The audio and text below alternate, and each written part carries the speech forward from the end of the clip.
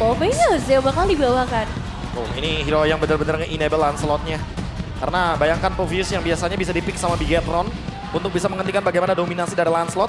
Sekarang malah ada di kubu dari RRQ-nya sendiri. Lancelot-nya ini sangat bergantung kepada Res. Sekali aja Res bisa nge-enable setup turtle-nya, snowballingnya nggak bakal berhenti. Karena kita tahu sendiri Yixun Shin agresif selama dia naik turtle ship. Dan selama enggak? Selama tidak, wah Yixun Shin bakal dalam ancaman harusnya. Ya, dan ngebawa Khalid, Esmeralda, Ruby. Ini bakal jadi 3 hero yang sangat powerful di bagian depan dan akan sangat lama untuk bisa menumbangkan 3 hero ini. Bigetron harus bangkit untuk bisa membawa game ini ke game yang ketiga. Tapi apakah RRQ Yoshi akan memberikannya? So, Ebel Arena, mana tepuk tangannya? Let's go to the lane of star. Langsung saja kita masuk ke dalam game yang kedua setelah 1 poin sudah berhasil di-secure oleh RRQ Hoshi. Dan sekarang membawakan sesuatu yang bisa dibilang berbeda cukup jauh dibandingkan dengan game yang pertama. Eman yang ngebawain Ruby ya, mampukah dia bertahan? Karena kita tahu ya untuk permainan agresif ini bisa banget kalau misalnya mau dimainkan. Karena rotasi cepat dari trio mid untuk RRQ. Wow, kita lihat di sini Vin. Salah satu power early game yang akan coba dipaksakan mendapatkan first spot di sana mencoba menuju ke arah seorang Reigns. Dengan satu flicker yang ditahan, Vin, bayangkan dia masih bertahan tapi hidup. One last hit. Ternyata baitnya tidak termakan oleh para pasukan dari tim Bigetron by Vitality. Sedangkan Sosojin kali ini mau tidak mau menggunakan retribution-nya untuk menghindari invasi jungle yang dilakukan oleh seorang Shogun. Ya itu tapi pressure awal yang benar-benar maksimal ya untuk menghadapi teman-teman dari RRQ. Karena satu spell tadi setidaknya udah berhasil dikeluarkan juga. Dan Reigns juga akhirnya nggak bisa terlalu jauh meskipun memang masih ada pertukaran damage yang bisa mereka berikan. Dan kalau kita ngelihat juga secara keseluruhan ini bakal jadi typical season yang mungkin nggak terlalu sakit tapi dia akan cukup tanky juga. Dan secara output damage memang akan sangat mengandalkan ke arah Yixun Shin berarti. Atau mungkin ke arah Ruby karena ada beberapa emblem fighter yang pastinya bisa memberikan output damage juga. Tapi lihat area yang berbeda untuk XP dan juga di area gold lane-nya ini belum ada dominasi apapun yang bisa kita lihat. Karena memang kalau kita bisa bicarakan ngomongin ke arah tim Bigetron yang memiliki side lane sangat kuat dari kedua belah sisi, ini akan cukup sulit untuk mau digengki dengan damage Lancelot saat ini. Mereka butuh banget Parsha, mereka butuh banget anti-regen untuk bisa memberikan impact. Dan sedangkan Bigetron bisa membalikan seluruh keadaan dengan cross control yang mereka miliki. Ini dia sifat yang sangat kuat dimiliki dari Bigetron by Vitality. Rage kali ini belum bisa melakukan cover. Dan mau tidak mau Res harus berdua ke arah belakang. Melepaskan turtle pertama mereka untuk para pasukan dari tim Bigetron by Vitality adalah sebuah jawaban yang paling tepat. Karena hidup gak bakal mampu untuk bisa menang damage yang diberikan oleh Yexamsen Nile. Lihat apa yang dilakukan Nile. Dan kalau satu snowballing yang dilakukan Nile tidak dihentikan oleh para pasukan dari tim RRQ, mungkin game ketiga bisa menjadi sebuah jawaban. Ya, tapi ini setup turtle yang emang cukup nyaman ya buat Bigetron. Mereka bawa typical hero yang emang tiga-tiganya tuh sering banget dipakai menjadi pelaku untuk zone out. Dan kalau kita ngelihat juga dengan satu pemain yang tadi tertinggal, ya poin eliminasi jelas bisa disecure oleh Bigetron. Pertanyaannya dari RRQ, gimana caranya untuk mereka melakukan pertukaran dalam posisi seperti ini, Prof? Dalam keadaan kalah ya udah pasti nungguin dulu buat toynya ya. Karena power spike mereka akan ada di mid game nanti. Harit, Lancelot. Ini udah punya item bakal powerful banget soalnya dua-duanya. Oke, tapi lihat. Ngomongin ke arah Lancelot yang struggle seperti Nile di game sebelumnya, ini menandakan memang cukup sulit untuk bisa bergerak dalam kondisi saat ini. Para pasukan dari tim RRQ mereka dipaksa ditelan Resnya karena Resnya udah nggak berdaya di atas Shogun. Ini yang kita sempat bahas head to head antara mid laner dan juga Yexpil laner sangat benar-benar membuat lane up down menjadi ceria dan meriah untuk di match yang kedua. Aktif banget sih dari Finn, terus juga kita ngeliat dari sisi XP lanernya sama seperti Idok yang akan memberikan sedikit pressure tambahan di area top lane karena mereka butuh supaya toynya nggak terlalu terganggu. Kita tahu bagaimana power dari Ruby juga untuk menahan hero-hero yang punya efek dash dengan Doran Wolf King ataupun dengan I'm Offended-nya. Jadi ya untuk saat ini temponya bakal dipaksa lambat terlebih dahulu. Mereka juga nggak mau terlalu mengambil resiko di awal, bro. Nanti udah pasti bakal ngerepotin si Eman untuk teamfight panjangnya. Dia juga nggak bakal bisa asal masuk. Terutama buat Toy, dia bisa bener-bener di stopper. Purify-nya mungkin bakal ke-trigger dengan mudah, tapi mungkin kita bakal lihat di setup turtle yang kedua karena kebetulan mumpung ada di gold lane nih dari turtle selanjutnya. Selama nggak ada anti regen, Shogun akan bersinar tapi Rez akan menjadi target utama. Menuju ke arah Nile tapi Flicker mau defensif sudah dikeluarkan. Sempat termasuk dari tim Ararki mau masuk team fight. Tapi Finn seorang diri di depan sana. Rez lemah ada lagi di benar Fortune yang bisa menyelamatkan dirinya. Membuat Revitalize di pop up oleh Idok. Dan akhirnya Bigetron tetap mendapatkan poin yang sangat mahal. Rez termakan. MVP di game sebelumnya seakan-akan gak berdaya kali ini. Iya, satu pemain yang akhirnya nggak bisa bergerak karena banyak banget stopper yang dimiliki oleh Bigetron dan ini akan menjadi turtle kedua. Sedangkan Nile berbanding 180 derajat dibandingkan dengan game sebelumnya. Tapi jelas untuk RRQ mereka juga emang masih butuh waktu ya untuk bisa kasih output damage. Oke, Riz termakan dengan sangat instan. Moreno flick power defensive dikeluarkan menuju ke arah Pain. Tapi nampaknya Susujin sudah melihat ada potensi yang bisa di take down dan Shogun menutup deny rotasi yang sangat manis. Selama tidak adanya anti-regen, selama tidak bisa menghentikan pergerakan dari Esmeralda dan Toy. Instant kill habis didapatkan dan damage yang sangat besar membuat para pasukan dari Bigetron. Mereka mendapatkan Toy, tapi sayang sekali Rez hanya bisa menukarkan dengan adanya Nile. Karena damage yang masih belum cukup. Ini Firefall Switch membuat double kill dari tim Bigetron. Dan Susujin dipegangin oleh Shogun. Ini dia, EXP laner.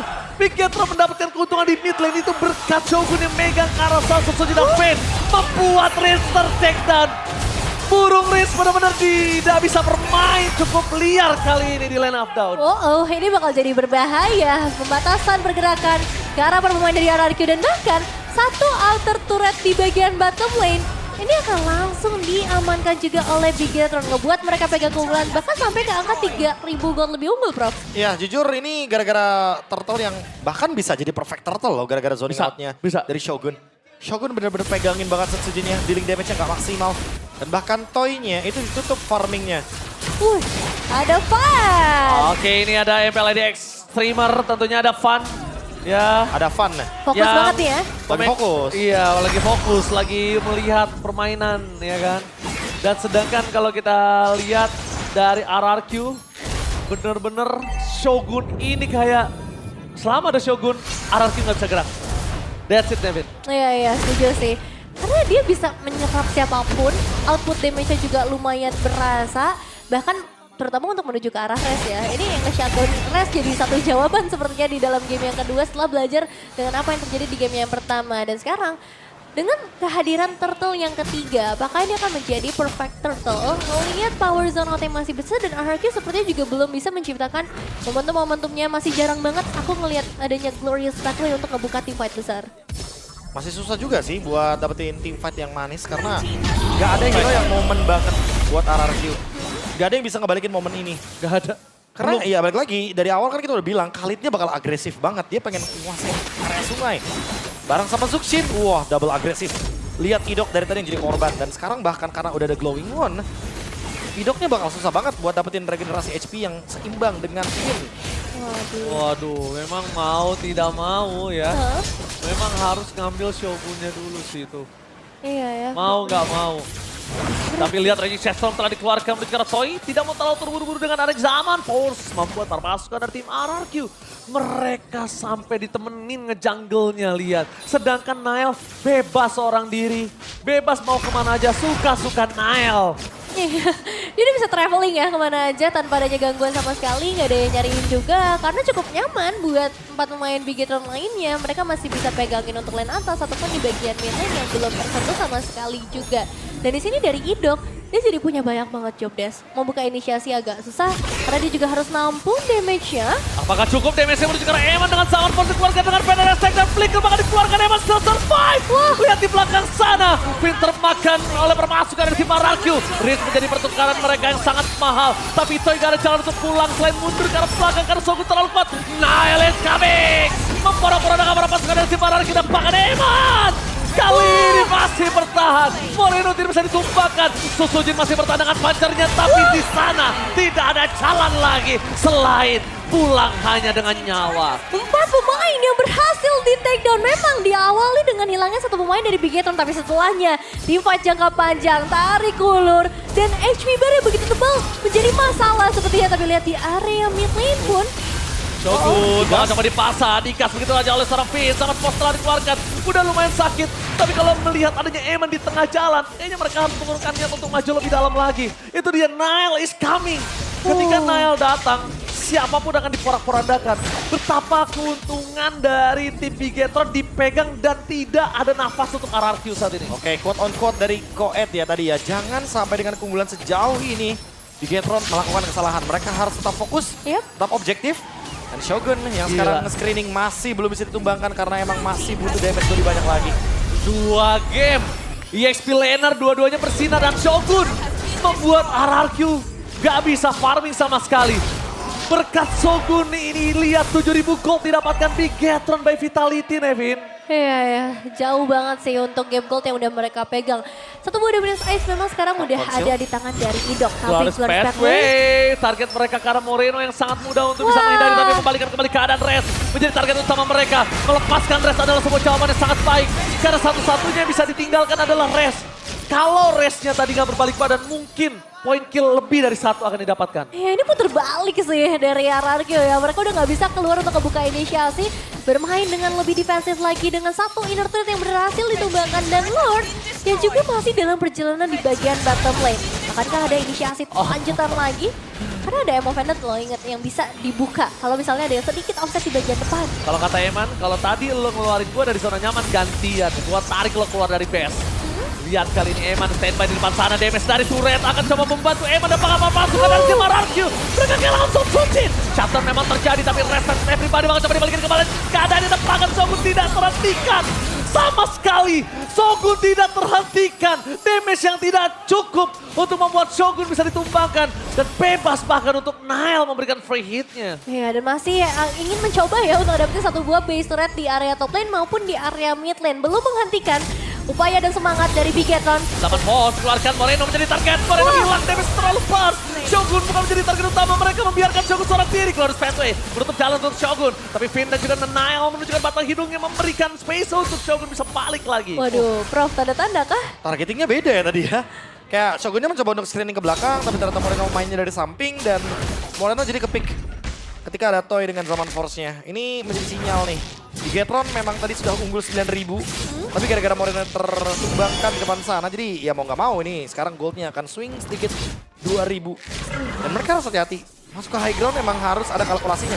Karena kalau enggak, mereka yang bakal kelimpungan sendiri nanti ketika ada Lord selanjutnya. Ingat. Walaupun sebenarnya sekarang Bigetron masih pegang keunggulan. Ingat ya Profesor, yang tidak bisa ditumbangkan itu Shogun, bukan Moreno. Jadi kalau ketika dive in-nya Shogun masuk dan Moreno masuk, tapi targetnya mereka berubah menuju ke arah Moreno gak bakal bisa nahan, Nevin. Iya, dan sebenarnya dari RRQ mereka juga akhirnya mulai sedikit terjawab lah ya apa yang harus bisa dilakukan, mendapatkan ke arah damage dealer-nya, tapi... Oke, lihat di sana Susujin! Gak ada jalan untuk pulang, ditutup oleh para pasukan tim Bigetron, dipotong! Bigetron by Vitality mengamuk di game yang kedua. Ini berat nih, Susuji ini gak dikasih main sama sekali untuk di game kali ini, terpick off sebanyak 3 kali bahkan. Dan Lord ini harusnya gak dikontes gak sih Prof? Harusnya udah dilepasin aja sih. Iya. Mereka tahu kok kapasitas high ground-nya kuat, ada Harit, ada Parsha. Terutama Parsha yang nanti bisa nge-zone out juga dengan Feather Air Strike. Dia bisa memanfaatkan bagaimana artillery power-nya. Tinggal gimana caranya aja nih untuk Bigetron yang masuk ke high ground. Aku malah lebih memperhatikan Bigetron yang harus lebih presisi untuk 3-wave push-nya. Jangan sampai mereka menyia-nyiakan Lord ini karena yang ditakutkan adalah nanti ketika sudah mulai masuk late game, Eman itu power spike-nya berbeda dengan Marksman loh. Iya sih, ini yang jadi satu pembeda juga ya. Bukan seperti Harit misalnya yang bakal punya damage yang masif. Tapi Eman yang justru harus memperhitungkan momentum-momentum yang bisa diciptakan juga sebagai seorang Ruby. Dan untuk saat ini pressure-nya tetap akan ditekan terus sama Bigetron. Mereka udah ngebawa Awakening dari 3 arah yang berbeda dan Lord pun sedang dalam perjalanan di area tengah. Ngebuat dari RRQ ini satu kesempatan yang sangat penting. Jangan sampai ada mistake yang ngebuat mereka harus mengalami kekalahan. Oke, mereka langsung berhadapan dengan adanya Lord di depan base turret mereka di arah tengah. 3 lane mendorong secara bersamaan. Membuat para pasukan dari tim Bigetron by Vitality akan langsung melakukan grogotin seluruh base turret mereka. Langsung dapetin mid dan juga bottom lane. Itu menjadi target utama mereka, diangkat begitu saja. Rest dengan adanya satu fan Resek mencoba untuk mengusir mundur. Susuji Tidak mau tahu terburu-buru karena dia tahu tidak akan kuat masuk lebih dalam. Langsung ada Console Gaming. Mereka masih cukup untuk bisa bertahan dengan Lord yang sudah ditumbangkan. Tapi dengan satu wave terakhir apakah bakal coba dipaksa kembali. Bigetron harus sabar. Bigetron nggak boleh memaksakan. Kalau Bigetron memaksakan keadaan, ini bisa dibalikin keadaannya oleh RRQ. Ya, hal yang sama dari RRQ pun yang juga harus sabar. Mereka masih punya defensive high ground yang cukup tinggi. Dan mereka masih punya output damage yang bisa ngebalikin keadaan. Raging Sestrom! Karena Toy jadi target utama dengan ada Zaman Force masih bisa menghindar dan Eman tertangkap di depan sana bersama dengan seorang Finn. Sekali jalan untuk pulang, double kill didapatkan. 30 detik. Ini dia yang baru kita tadi sampaikan. Waduh. Mereka harus sabar. Mereka harus sabar dan mereka tidak kenal sabar nampaknya. Ini dia yang kita bahas, kesabaran. Ya kan cukup berbahaya kalau misalnya terlepas. Karena dengan satu momen tadi aja kehilangan 2 pemain. Berarti dari RRQ bisa langsung ngedapetin outer turret di area mid lane, Prof. Wah, keuntungan mulai berbalik ya. Karena balik lagi dengan keuntungan tadi di area Lord. Mereka unggul lagi 9.000, sekarang 7.000 lagi. 2.000 gold swing. Betul-betul menjadi sebuah Nael standar. udah ngedes. Langsung ada Zaman Force menuju ke arah Shogun. Ini berbahaya sekali tadi kalau Nael ngedes dan bahkan lihat Retribution-nya nggak berhasil mendapatkan particle buff. Berhasil nggak sih? Enggak kan? Ya. Oh, dapat. Masih dapat. Satu Dan sekarang buff emang terakhir. balik lagi ya. Toy udah punya damage, dia udah punya Holy Crystal. Dan Rest dia punya Winter Crown. Jadi Bigetron harus hati-hati ketika ingin mencoba untuk melakukan pick. Mereka bisa makan depan dulu kok, mereka bisa makan idok dulu kok.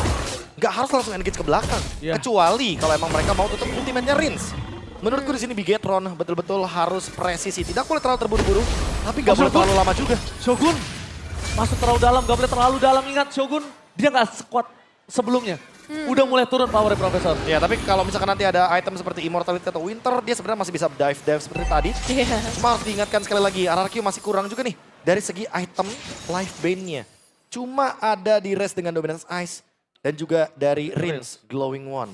Iya. Idok punya sih, Idok. Idok punya, tapi kayak Idok dari tadi kan nggak ketemu sama Moreno. Iya sih. Iya sih, itu yang menjadi pembeda juga ya. Kompet dari RRQ kayaknya susah banget untuk ngedapetin tipikal fighter-fighter yang dibawakan. Banyak banget fighter yang memang dimainkan. Dan sekarang fokus karya Lord Jaguar Statue. Oke, target mereka menuju ke arah Eman. Lihat Shogun di arah belakang dibiarkan seorang dihilang. Seorang Idok menjadi tanggung utama dan Idok termakan. Tapi Zaman Force terlalu kuat membuat Eman tertinggal bersama dengan seorang Pin. Damage-nya tidak bisa dibendung karena sekarang Bigetron membuat pasukan RRQ.